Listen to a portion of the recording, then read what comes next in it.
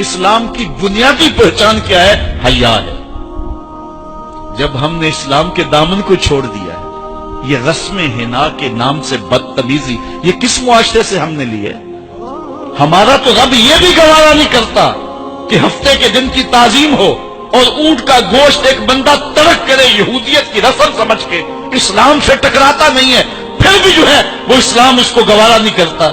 اور کیا بہوؤں بیٹیوں کا تماشا لگایا، اور نیم برہنہ بیٹیاں لوگوں کی شہوانی نگاہوں کے سامنے ہیں، اور باپ بھی کھڑا ہے اور بیٹا بھی کھڑا ہے، نہ باپ کی آنکھوں میں حیا ہے، نہ بیٹے کی نظروں میں حیا ہے، نہ بھائیوں میں غیرت ہے، اور کہتے ہو اللہ کی رحمتیں ہمارے اوپر نازل ہوں۔ یہ تو شکر کرو پتھر نہیں برستے محمد عربی کے قدموں کا صدقہ۔ اگر ان کی رحمت نہ ہو درمیان میں ابھی آگ لگ جائے دونوں جہاں میں۔ یہ تو ان کی رحمت ہے کہ پتھر نہیں برستے۔ پچھلی قوموں نے ایک ایک جرم کیا، کسی کے اوپر پتھر برسے، کسی کے اوپر خون برسا، کسی کے اوپر ایسا زلزلہ آیا کہ نیچے والی جگہ اوپر اور اوپر والی بستیاں نیچے، لیکن اس امت پر ایسا نہیں ہوگا۔ اللہ کہتا محبوب تیری وجہ سے نہیں ہوگا، ورنہ حضور نے فرمایا کہ یہ امت پچھلی امتوں کے قدموں پر قدم رکھے گی۔ یہاں تک حضور نے فرمایا کہ اگر کسی شخص نے اپنی ماں کے ساتھ بھی زیادتی کیا تو یہ وہ بھی کرے گا۔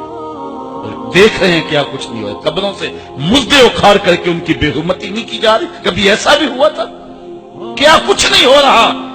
تم کہتے ہو کہ ہمارے اوپر اللہ کی رحمتیں نہیں اترتی، میں کہتا ہوں شکر کرو پتھر نازل نہیں ہوتے، اور یہ صدقہ ہے محبوب کی کالی کملی کا۔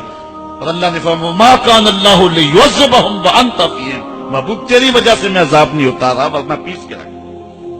تو ہم اپنے آپ کو دیکھیں، اپنے کردار کو دیکھیں، اپنے حوال کو دیکھیں، سر سے لے کر پاؤں تک ہم اسلام میں آ جائیں، چھوڑیں آدھا تیتر آدھا بٹیر، جہاں جی چاہا اسلام کے دامن میں آگے اور جہاں جی چاہا ادھر چلے جائیں، مسجد میں بھی چندہ دیا اور ہوٹل میں بھی شراب پی، رب بھی خوش رہے شیطان بھی راضی رہے، ایسا نہیں ہوگا۔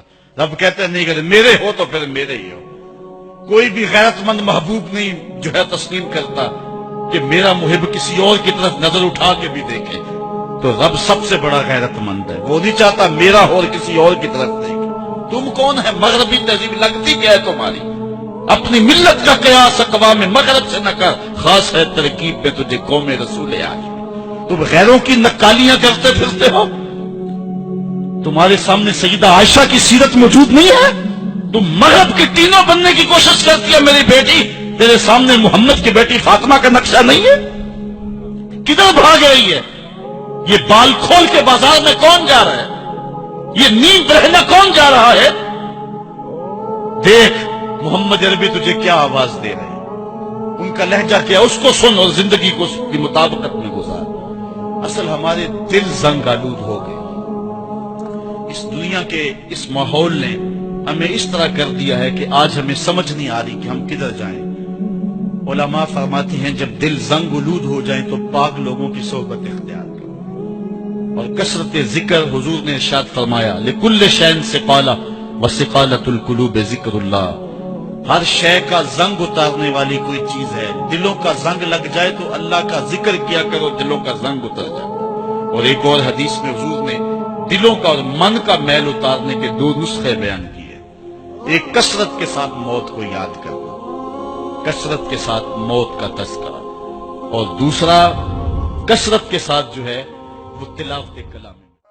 لا الہ الا اللہ، لا الہ الا اللہ، لا الہ الا اللہ، ما لنا رب سوا۔ لا الہ الا اللہ، لا الہ